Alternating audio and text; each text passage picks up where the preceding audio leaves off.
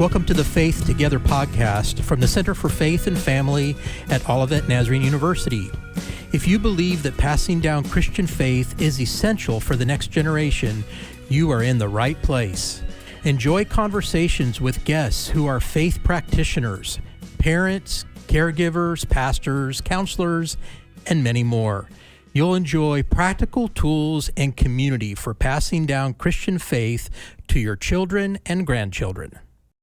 Well, welcome back, everybody, to the Faith Together podcast, sponsored by the Center for Faith and Family. I'm Lindsay, and I'm joined today by Leon. Hi, Leon. Hi, Lindsay. Nice to see you. Good to see you, too. It's great to be back here in Shine FM Studios as we record today. We have a great episode in store for everybody. We're continuing our series on ages and stages. That's right. Ages and stages, because every stage in a child's life matters.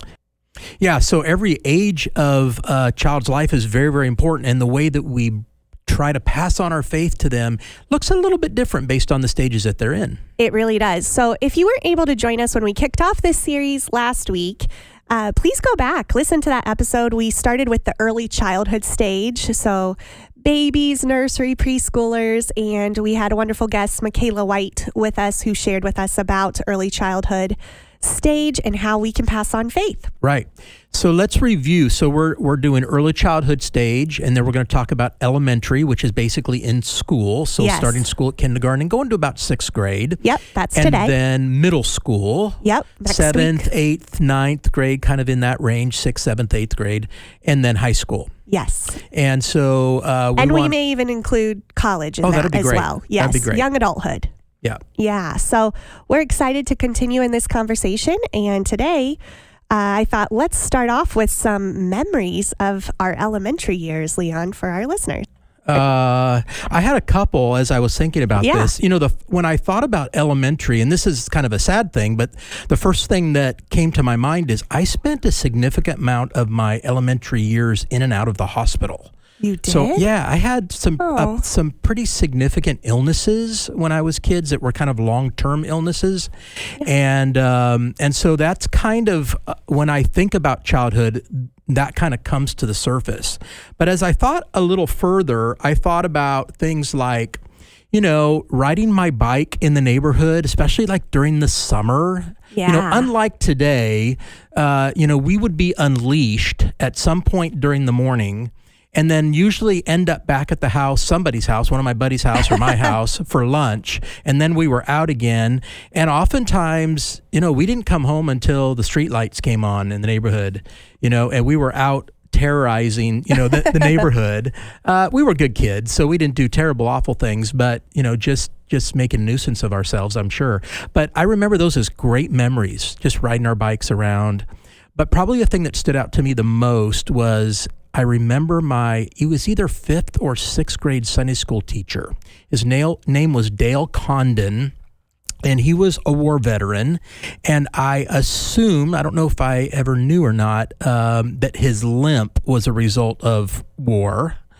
And it was a group of boys. And we were rowdy. And it would have been really easy for him to just, you know, pass us off and say, you know, I don't need this. I'm going to go do something much easier. But he stuck with us, and it's amazing to me that I remember his name. Wow. Dale Condon had a great impact and loved us boys. Oh, that is so cool. Those are such special years because you do remember those key, you know, adults in your life that share faith with you, share life with you, and that's a part of this stage. So I love that you connected that for us. One of my memories, Leon, is kind of a funny one. So I think my mom would have to tell you, but I think it was like 3rd grade-ish. I was so excited to get glasses. I mean, this is just so funny. Okay. And I wanted glasses because another friend of mine in my class had glasses. Did I need glasses? No, I did not. But to make my way happen, I told my mom that I needed glasses and that I couldn't see the board and, you know, all these things. And so we go to the eye doctor. And my mom said she was skeptical to begin with, but she was like, you know, I'll take you to the eye doctor. We'll see. We go in. and I totally lie through the entire appointment. I said, when they do the color test of red and green, I said it was blue and yellow. I was trying to fail the eye test because I wanted glasses like my friend. And so we get done, and I when I'm reading the letters, I'm making up letters from the row before. So in my little, I think, third grade mind, I was like, this is totally going to work. They're going to be like, her eyes are really bad. And then I'm going to be able to pick out my favorite pair of glasses and be just like my friend. And we get done with the appointment, and the eye doctor comes out to my mom, and he says, I think we have a different situation going on here than someone who really needs glasses. And my mom's like, really? And so I had a big lesson learned. One, not to lie. Two, that it was okay to be different than my friends. And so I think in elementary school specifically, comparison starts coming to play. Yeah. You start to really discover not only more things about yourself, but you begin to discover about the world around you and other kids around you. And you pay attention to those things more so than you do when you're in preschool, early childhood. Yeah, and I think for guys, that's a funny story, by the way. But I think for guys, there's a sense of hierarchy that develops in your group. You figure out kind of who the leader is in your group, and we knew who the leader was in our group of bicycle gang members. And that group, I tell you one more story, that leader convinced me to steal matches from my house. Oh my gosh. And around the corner in our suburban neighborhood was a house that was for sale and no one was living in it. And right up near the house, they had a giant pine tree. And during the summer, you expect there's going to be a bunch of pine needles on the ground. And we started a little campfire there under this pine tree. And it got a little bit out of control. And the smart kids that we were, we just grabbed more pine needles and start throwing them on the fire, hoping it would douse it. And instead, of course, it erupted. Yeah. And fortunately, the mailman, and this is in the days when mailmen were walking the streets, right? He was across the street and saw all this and called the fire department. I ran home. My grandfather met me at the front door, knew something was wrong, and oh, no. I didn't sit down for quite a while. Oh my goodness. As a result of that.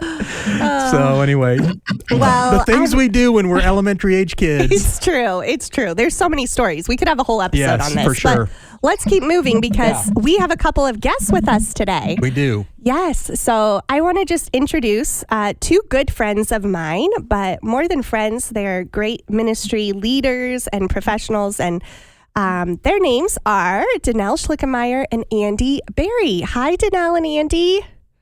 Hey. Hey. It's good to have you guys on the show today. A little background for our listeners. Danelle and Andy and I, and Leon, I think I shared this with you. We all three went to the same seminary together. Right. Bethel Seminary, right? Bethel Seminary, yes, in St. Paul, Minnesota. And we all are graduates of the Masters of Children's and Family Ministry program.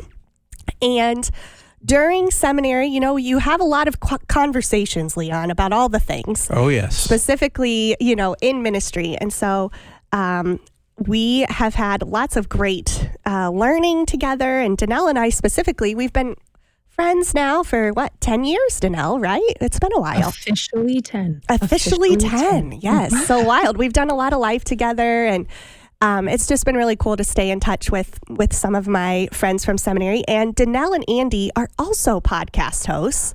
They host a podcast for the Nurturing Faith Collective, which is a project out of Bethel Seminary for all the Bethel Seminary graduates to share what you're doing and how you're learning different things in ministry on the ground. So, Danelle and Andy, thank you for sharing your podcast from Nurturing Faith with us today. Absolutely. Yeah. Now, obviously, you guys are not in the studio with us, so where are you all coming from? Well, I'm coming from Bismarck, North Dakota. Okay. Yes. Where it's currently negative 26 degrees, I would imagine. So cold. 26 million below zero. Yes. Wow. Yes. And Andy, where are you coming from? I am in Richmond, Virginia. Yes. Okay. So we've just got... Technology is wonderful, isn't it? That we can do this. It is. It absolutely is. So I would love just to hear a little bit about, for I know a little bit about you guys, but for our listeners to hear a little bit about who you are, your family, and just what you love to spend your time doing. So, Danelle, can we start with you? Sure. Yeah. My name is Danelle Schlichenmayer, and I, as I said, live in Bismarck, North Dakota. I am married to my best friend, Luke. We have 2 kiddos. They are actually just about to both be entering into this elementary stage. One who is in 2nd grade and one who is finishing up preschool, going to enter kindergarten this fall. And I get to serve at my church, and I am the director of the elementary ministry. So this is very much my favorite stage, and love to be with these kiddos, walking with them. And I love to be outside. I love to go camping. My family and I love to do all those kind of fun adventure things. And in the ministry world, I love to connect with parents. And I love also to plan events, which some people think is weird. I really enjoy it. It's awesome. Great. Thank you, Danelle. Andy, what about you? Tell us a little bit about yourself. Yeah. So, first of all, is kindergarten ready for Jasper? That's the question. I don't think so. I don't. I mean, we actually just had parent-teacher conferences with Eden's teacher, and she said, is your next one going to be just like her? And my husband and I looked at each other and we're like, I don't think so. That's great. Yeah. I love it. Well, so Andy Berry and my wife Sarah and I have been married about 11 years, and we have 2 sons who are 9 and 6. So we are right smack in the middle of this elementary phase. I serve on staff at a church in Richmond. I serve as the Senior Director of Family Ministry, which is a really fancy, long title. It basically means that I oversee the ministry that happens for infants all the way up through college. And I'm not personally responsible for all that, thankfully. We have a great guy that works with our middle school and high school students and college students. And so I get to focus primarily on preschool and elementary. So I am just drenched in this phase all the time, surrounded by it at work and at home. So, growing up, I had, I still have 2 brothers and a sister.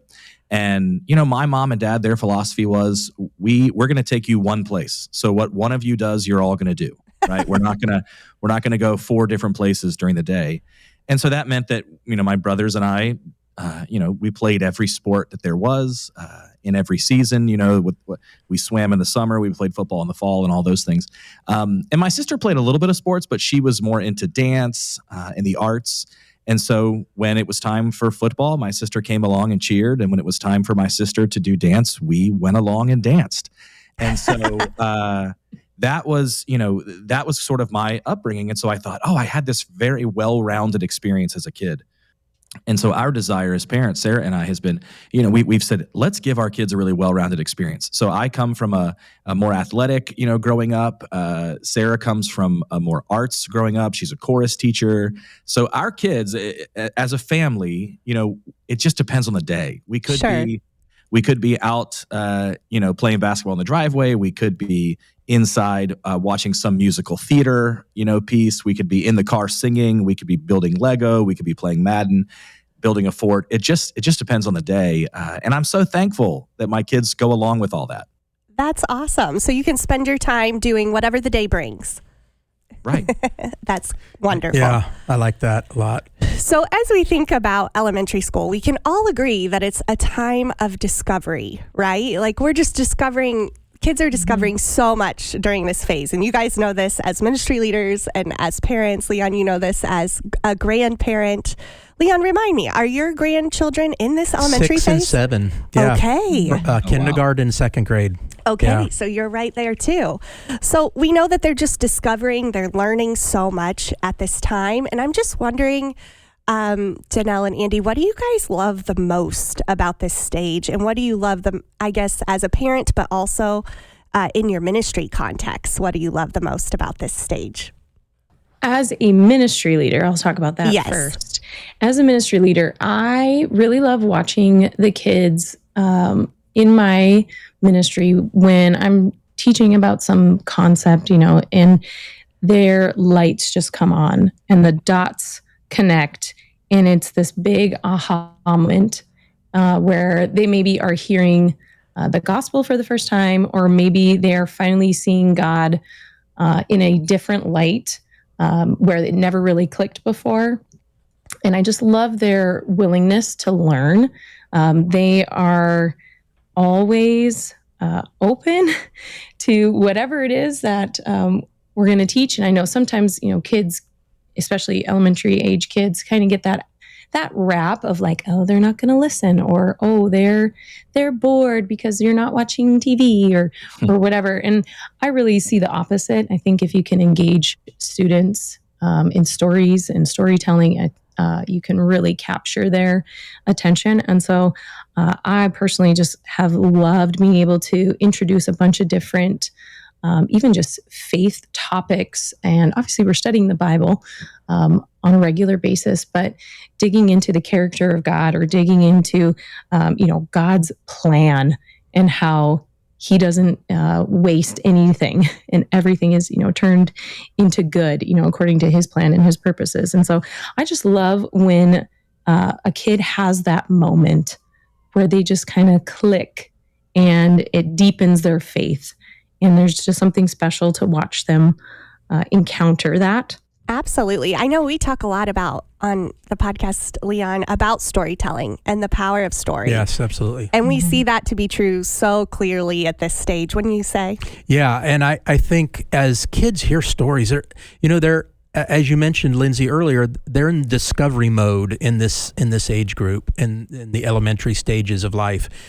Everything's new to them. They're these new discoveries. And so as you tell stories and watch their eyes as they are thinking through the stories, and they may hear the same story 1 year and then 2 or 3 years later, and because of that discovery a part of who they are, they encounter new ideas and new concepts and new ways of thinking about God and new ways of thinking about faith, new ways of thinking about how I respond to hard situations in life and friends that I'm struggling with, and all of that comes out of those stories. So yeah, I'm a big supporter of storytelling. And I think there's so much to be learned on our end from that too. I know every Sunday when I'm encountering my elementary kids in our ministry, they teach me something through their discovery. Yeah, absolutely. It's like, oh, I hadn't thought about that, Yeah. So such a good point, Danelle. Danelle, tell us what you love about being a mom at this stage.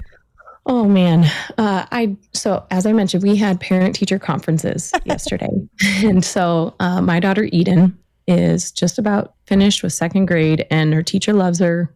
She's the best student, all the things. She's She's wonderful. A true firstborn, isn't she? She is the eldest daughter, and she is earning her stars. No. Yes. Yes. Yeah. She's wonderful, but it really sparked a conversation with her the whole rest of the night and into this morning about what she wanted to be when she grew up. And so just having those conversations, and, I remember as a kid, not that my parents didn't help me or guide me, but there was so much pressure at this age even to figure out, well, what do you want to be when you grow up? And to not know for sure. And so I really have appreciated being able to have these conversations with my 8-year-old and to meet her anxiety and say, well, I don't know what do I do? And I said, you know what, honey, I am going to help you see where God has gifted you. I'm going to help you see what you're naturally interested in. We're going to push you. We're going to, encourage you so that you can make a good choice moving forward. But we had this full conversation about what is the will of God last night in bed. And I just got to encourage her to say, you know what, it doesn't matter what you do. It just matters whether or not you serve the Lord. Yeah. And if you work hard to follow him. I said, God doesn't care if you're a plumber, if you're a teacher, if you play music, whatever it is that you end up doing. He said, work heartily for the Lord, as Colossians says. And so I love being able to, live out essentially the Shema of just making those moments they just fall into our lap. And then we have a choice whether or not to engage them or to say, you know what, I'm too tired. Like, just go to bed. I don't want to talk about this. And I'm always incredibly grateful and content. And I feel the Holy Spirit saying, like, well done. You engaged that conversation. I handed it to you and you listened and you obeyed. And so, I love having those opportunities to be able to shape her. And I just want to say that in general, it is such a great opportunity as a parent. There's nothing sweeter, than watching your kid grow in their faith. And today is actually the 3-year anniversary of when my daughter accepted Christ. Aww. That's awesome. I know. And it was she was in preschool. And it was at nap time. And so like, I've asked her a few times, in the past of like, hey, has that happened? And she could pinpoint it. Yep. I was at preschool. It was on Valentine's Day. And of course she said Valentine's. Yes, of course. So cute. That's the way to say it. And and so this is just like a super sweet day to be recording a podcast talking about children growing in their faith. And I just think, God has been faithful and there's nothing sweeter. I love that. Go ahead. Oh, no, I was just going to say, I mean, what's so wonderful about this elementary phase of life is that, Danelle, you have this beautiful exchange, with Eden, and it's this perfect moment of you passing on this faith. And then in my mind, the next minute was her asking some absurd question. It had nothing to do with... How did you know? Because that's what would happen in my family. If it was one of my boys I'm having this conversation with, the next thing would have been, can I use Twizzlers as a straw? It would have been something so off topic. And so it's these little moments. You get these little glimpses. Yeah. And in essence, what they're doing is they're just integrating their faith into their life. We tend to compartmentalize as adults. And what they're doing is they're just seeing this all as one big life lived, which is great. Danelle, you mentioned the Shema, and Lindsay and I started laughing. So listeners, I don't know if you're keeping tally, but you probably should. Every podcast, you should make a little line in your little notebook about how many times the Shema is mentioned. I think we mention it just about every podcast. It's true. And it's kind of the driving text for the project we're working on, right, Lindsay? Absolutely. Yes. Yeah. So that was a perfect tie-in. Yes, love that. Andy, what do you think? What do you love about this stage as a ministry leader and also as a dad? In my ministry context, kids come into our elementary ministry in kindergarten, right? So, and we promote in the summer before the school year starts. So we have these teeny tiny babies, that enter into our ministry, and there's a soft sort of launch into it. But then we have them in this same ministry, the same area of the church, for 6 years. Through their end of their 5th grade year. Now we sort of split off 4th and 5th grade, but all together, we've got eyes on them in this space for 6 years, and that is a tremendous amount of change and development and growth, and so larger than really any other place in our family ministry. And so it's really exciting to see these kids who've come in as kindergartners, who kind of sat quietly and. We're looking around at some of the bigger kids in large group and, maybe drop off was hard. They didn't want to leave mom or dad, to all the way they are now 5th graders sort of running the show, walking in like they own the place.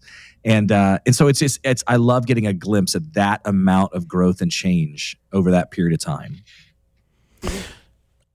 Wow. Yeah, that's, I'm just thinking about my own church and serving and getting those kids their kindergarten year, which we do as well, and the opportunity of just watching them over the years develop in their relationship with God, take on some leadership roles with the younger kids. What you're saying I resonate with for sure. Yeah, and what a gift to be able to witness that. You get to witness that in a school. When I was a teacher, I got to see that. But you stayed primarily in one grade. Right. What's really special about the Sunday morning experience when you have kindergarten to 5th grade, kindergarten to 6th grade, whatever that looks like, you get to really travel with them through these different events and milestones of development that I don't know any other organization that does get to do that. And so it's just a true gift. And that's a really good point, Andy. Well, and because we teach on a cycle, Leon, you mentioned something like this earlier, but because we teach on a cycle, we get to revisit certain stories with them. And I can remember, this is how you responded to this when you were in first grade. Yeah. And now you're in fourth grade and, you're hearing this a different way. You're taking this a different way. Yeah. It's really cool to get a glimpse at that. Yeah. So, this is really good. I'm loving this conversation. So let's move. I mean, we've been talking about faith, obviously, but let's talk about what have you seen in ways that either you as a family have intentionally passed on your faith to your kids, or what you're seeing of the parents of your churches. What are they doing to be what you would consider to be effective in passing on their faith? Danelle, I love the story that you told because it's a great example of this. It's just, there was a moment and you were ready for that moment and the Spirit spoke through you in that moment. We encourage parents, this is passing on faith to your kids is not the same as teaching them how to ride a bike. When you're teaching them how to ride a bike, you go to the store, you get the bike, you bring it home, you put it together, or they get it for Christmas or their birthday or something. And then you say, okay, tomorrow we're going to go outside. We're going to stand in the road. I'm going to put you on this thing. I'm going to hold on. We're going to run. And then we go. And then it's sometimes for some kids, 1 or 2 little lessons. And then, hey, you know how to ride a bike. Have fun. Leon, go off with your friends in the neighborhood. Yeah. And we'll see you in the street. Start Right. fires. Right. No. And so, but that is not how we pass on faith. We pass on faith in little individual moments over and over and over and over. And so we're trying to help parents understand that this is not, we don't teach a class on this. This is not like a one Saturday at the church, we can do this. We're pouring into you as adults, as parents. We care about your discipleship so that can spill out of you and your kids can catch some of that along the way. I love that. Yeah, I do too. More is caught than taught is what Right. I kind of think about when you share there, that just as we live our everyday lives, that is something that is so true, that kids watch and they see, and what we say may stick with them, but how we live and how we are intentional with the moments that the Lord Now, gives us. Yeah. There is sometimes this doesn't go well. Sometimes we've then sort of queued up parents to look for every single moment, and they're like hyper vigilant. Sometimes we're going, sometimes, not everything's a teachable moment. Like sometimes life is just happening. Yeah. It's okay. You can relax, Yeah, definitely. What do you think, Danelle?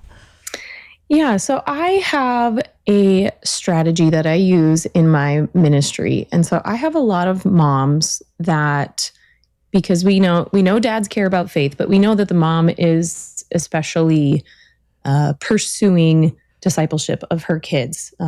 And I have a lot of those moms that come to me and they say, I don't know anything, or I don't know how to answer these questions, or, my kid has this question about faith. I told them to come and talk to you. And whenever I hear that, I appreciate it. And I'm grateful for the opportunity that I have, as a little voice of wisdom and in that person's life. But I often will use this as an opportunity to invite that parent into the ministry to serve.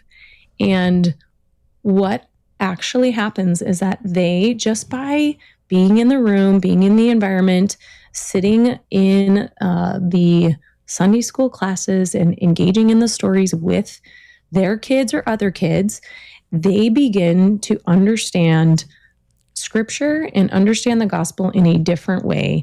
And they grow in their faith and in their confidence to be able to answer some of those questions just by, as you said, more is caught than taught. They are just soaking it in.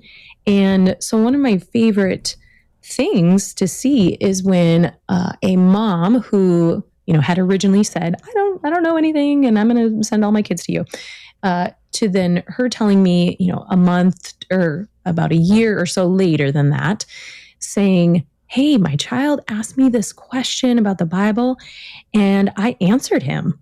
And I probably almost fell out of my chair, because what had happened is that mom had received some faith. She had grown in her role as a influencer, in her kid's life. And she no longer was looking just to me to shape her kid's faith.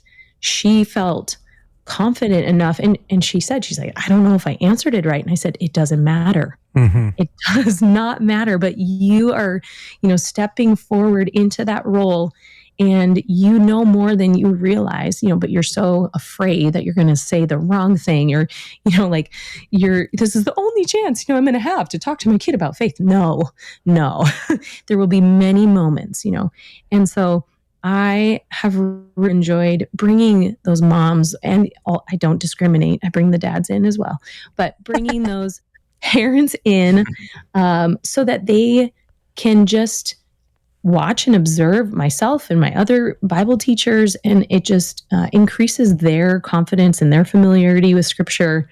And I love just watching them being able to then more confidently disciple their kids. Yeah, I like what you're sharing there. It reminds me of in the book Children Matter by some of my heroes. They talk about the importance of being good enough parents when it comes to passing off faith. You don't have to be perfect parents, and there are no such thing as perfect parents, just good enough parents. And recognizing that children are on this journey with us, and it's not like we figured this whole thing out and we have all the answers. And so to come along and say, hey, join me as we try to go figure out what the answer is. I love that you're bringing them into the ministry and letting them experience opportunities to learn, the parents along with the child. I love that idea, that approach. But helping our parents just, Andy, I think you said this, just chill out a little bit. Their kids are going to be good if they themselves are loving Jesus and following Jesus and living for Him. Then they're doing the right stuff as they engage with their kids. So thank you for those words. And oftentimes I think, because I will encourage parents, hey, here's a couple of devotions you can do at bedtime. Here's some devotions we have used. A variety of resources, are out there. And I'll say, hey, my kids, we love this one. They're really short. They're really easy to read. And I'll have parents say to me, but I don't know how to pronounce, all the words in there. And I'm like, okay, well, mess it up. Yeah. Your kids don't know. Sit there with your kid and go, I don't know. How do you think you pronounce this? And then say, hey, you know what, buddy? I'll go find this out. I'll tell you tomorrow. And yes. It is okay. If I felt like my effectiveness as a parent was completely based on my children seeing me without flaws, I'm doomed from the beginning. Yeah, so, absolutely. Passing on faith is no different.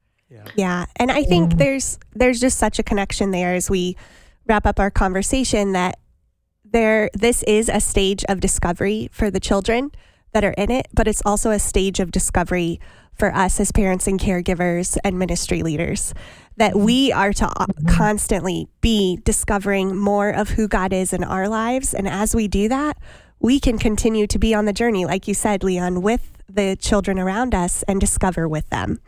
And so for our listeners out there, I think one thing that you could take away today from everything we've shared is that it's okay to be learning alongside your kids. And actually, that is the work of passing down faith. That's right. Yeah. That's right. Yes. Yeah. So, Danelle, Andy, so grateful for your friendship. Thankful for your time today on our podcast. And we hope that you just have a blessed rest of your ministry season this school year. And excited to hear more of what the Lord continues to do through the Nurturing Faith Collective and all the graduates from Bethel. So, Leon, anything else you want to share? Yeah, I just want to thank you both for being with us.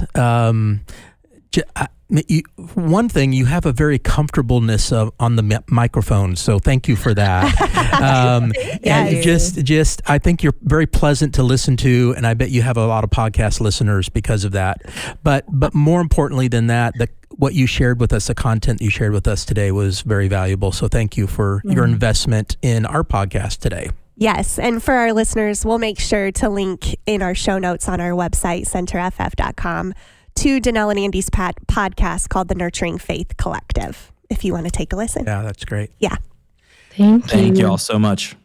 Absolutely. Well, as we wrap this up, let me remind you of some things we've shared with you a couple weeks ago, and that is that we have got our curriculum online now, Lindsay. That's right. We've developed curriculum for small groups of parents in your local church that can use this. These resources are for free, and we just want to remind you that all you got to do is log on to centerff.com, and you have access to all of that curriculum. And I think you will find it extremely helpful. And the one in particular that I'm really excited about, I'm excited about all of them, but in particular, the one on screen safety, how to keep your kids safe on screens, and the importance of all that's going on with that today. So once again, thank you for joining us on our podcast today. May the Lord bless you, keep you, and give you peace. You've been listening to the Faith Together podcast from the Center for Faith and Family at Olivet Nazarene University. Sign up for additional resources at centerff.com. When building faith, we are better together.